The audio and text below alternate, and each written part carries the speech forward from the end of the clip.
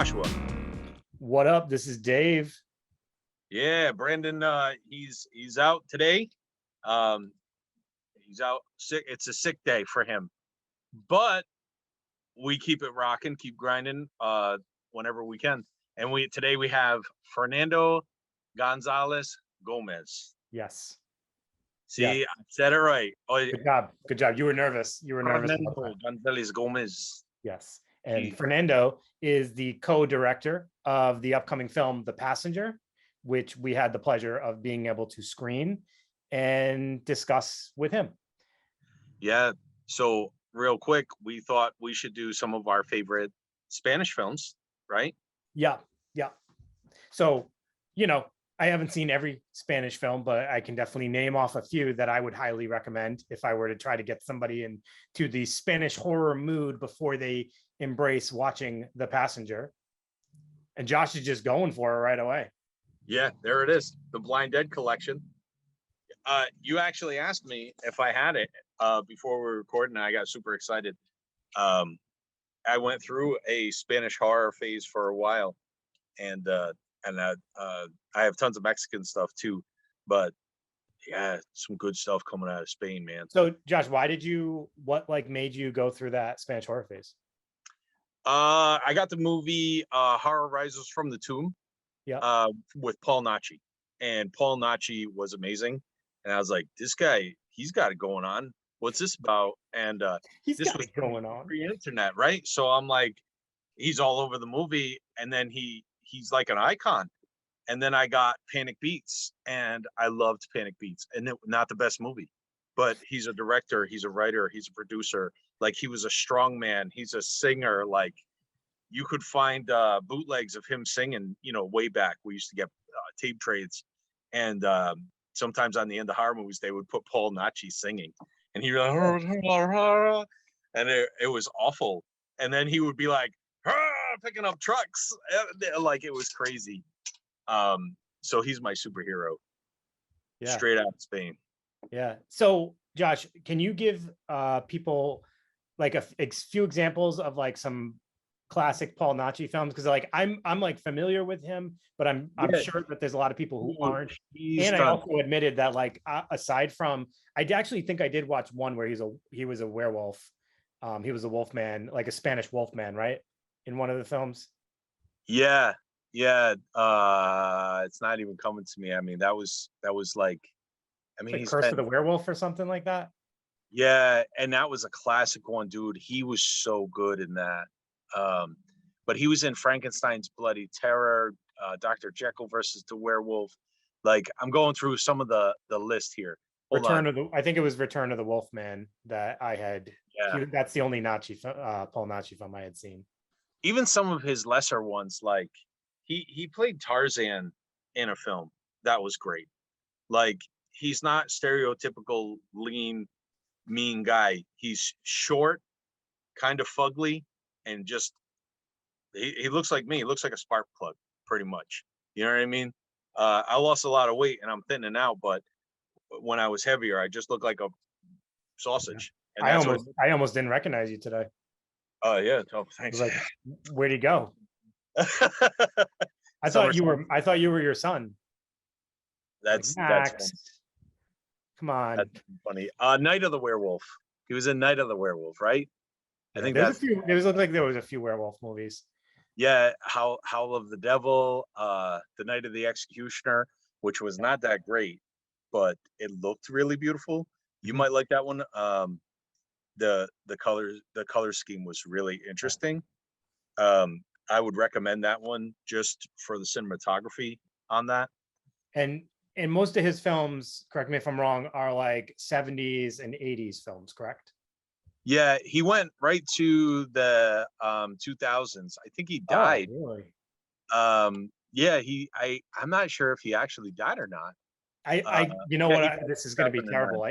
What's that? He died in 2009. Yeah, you know what? I had a Rue Morgue issue. They did like a tribute to him when he passed away, and I unfortunately lost that issue. But yeah, I do remember that. So what's funny about Paul Nachi is, even though he was dead, he worked on so many things that didn't get finished that, even after his death, they kept releasing films with him in it. Yeah. Or they would piecemeal a movie together around a piece of footage that they had of him, so they could use his name as clout, like his the work you never saw, that kind of deal.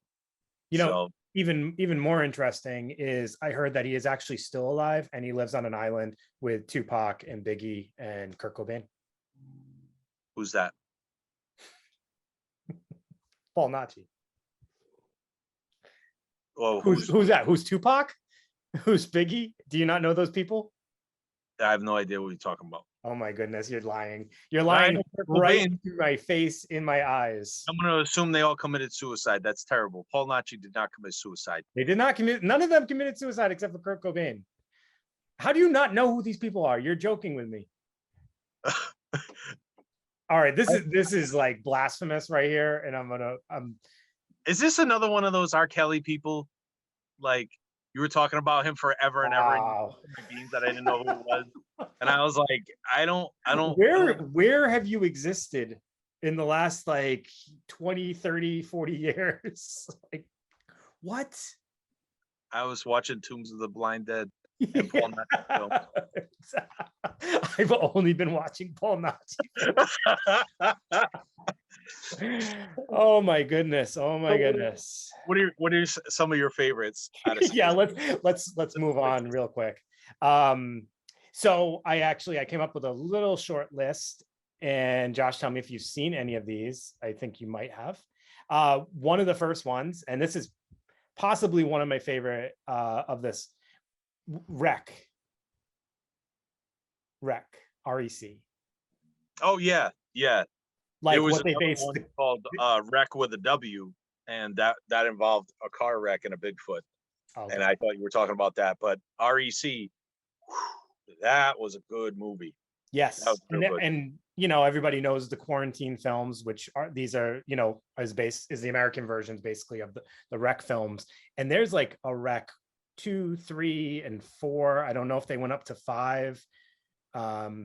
So they made a bunch of those sequels. I used to really like this because it blends. It was kind of like when the zombie phase, like when we started to see fast zombies. So, but they're not zombies. They're like infected, right? So it's different.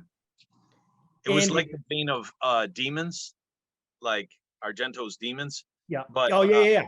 Yep. But like found footage, if I remember. And that's the other thing I was going to say. It's found footage, which, as I've mentioned a few times, I do really like found footage films. And this is like good found footage. So, it's not like shaky cam. It's I don't know. I really enjoy the Rec films. And I just found them, like, if you watch them at the time they came out, it was like, wow, what am I watching? This is crazy. I know now that stuff's kind of played out, but like the original stuff is like awesome. Time Crimes is another interesting one that is sort of horror, but it's also sort of thriller. So I don't know how many people, if you're just strictly horror genre, if that's a film you're going to connect with, but it has to do with like time travel. And it's a little eerie. I like that. Have you seen Time Crimes? No.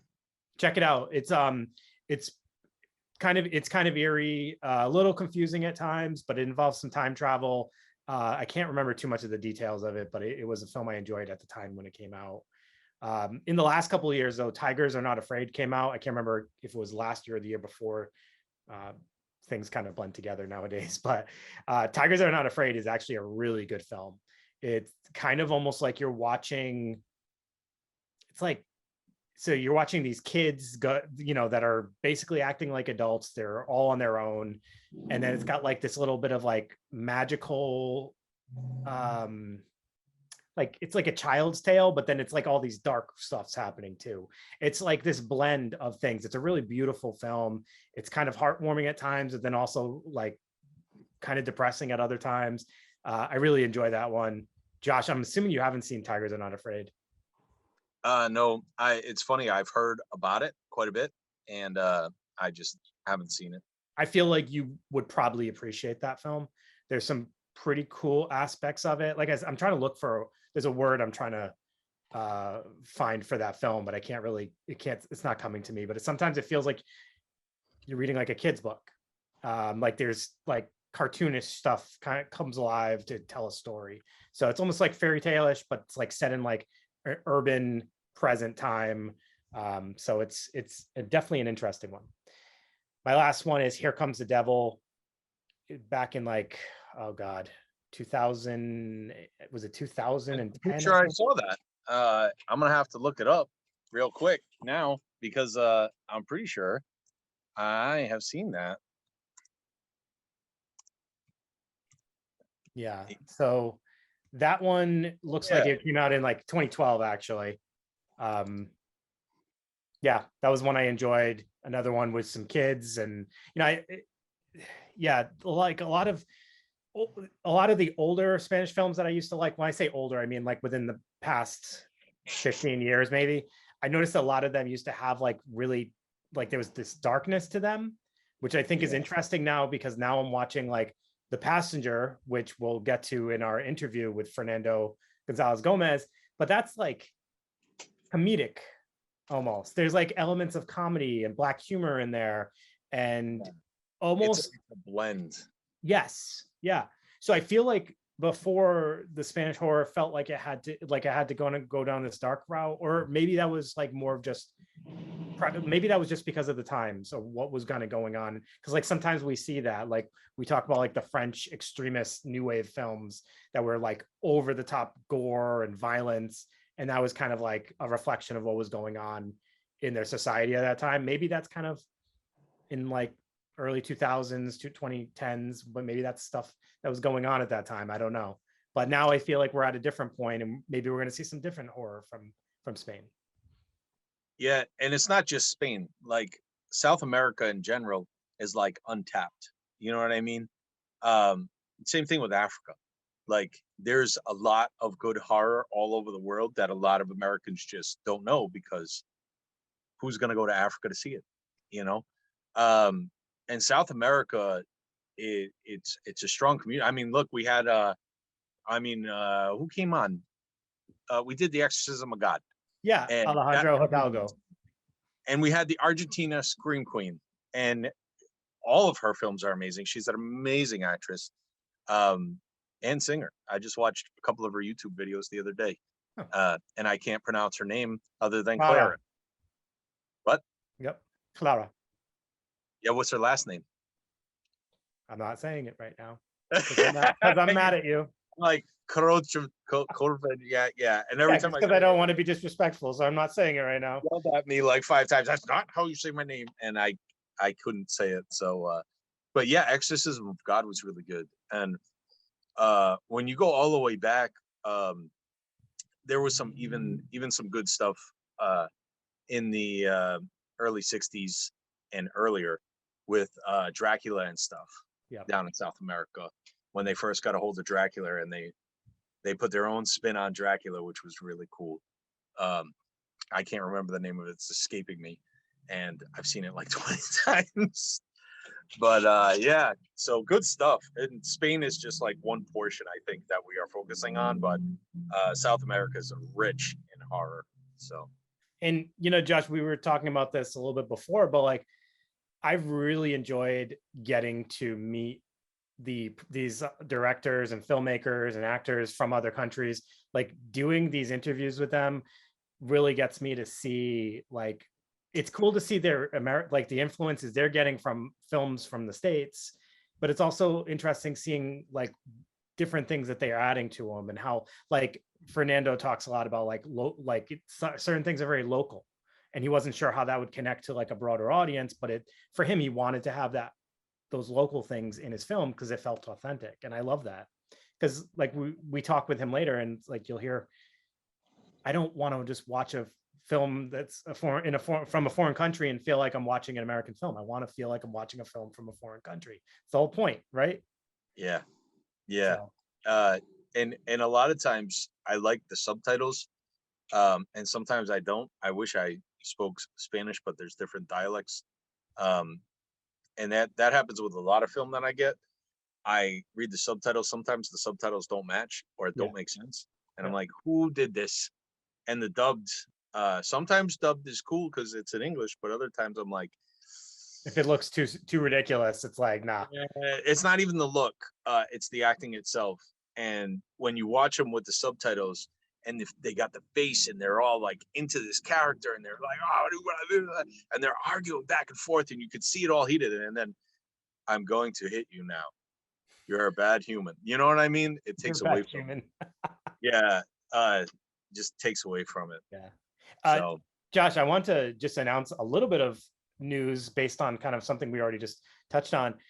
So you brought up Exorcism of God by that Alejandro Hidalgo had made, and we did an interview with him. I just saw an Instagram post last week, I believe it was, or maybe the week before. He had his script out for Exorcism of God 2. So it looks like we'll be getting a sequel to that one. Oh, dude, that's awesome. Oh, I hope he comes back on. Yes, congrats to Alejandro for taking that venture and working on his sequel. So we're very excited for that. If you guys haven't seen it, definitely check it out. It's worth it. Wherever you can find it, even if you have to get a physical copy. It's even if you have to go to Alejandro's house and ask him if you can borrow a copy. That's you know? Right. That's right. Knock right out of Venezuela for it. But you think about it, we're obviously like fans of horror all over the world, like Argentina, Venezuela, and where's he from? Fernando is in Madrid. Madrid. Even Madrid. That's right. So worldwide. Maybe we should just go to the interview before I totally ruin it. Sounds good. All right, everybody. I hope you enjoy this interview with Fernando, and check out the film when you get your chance.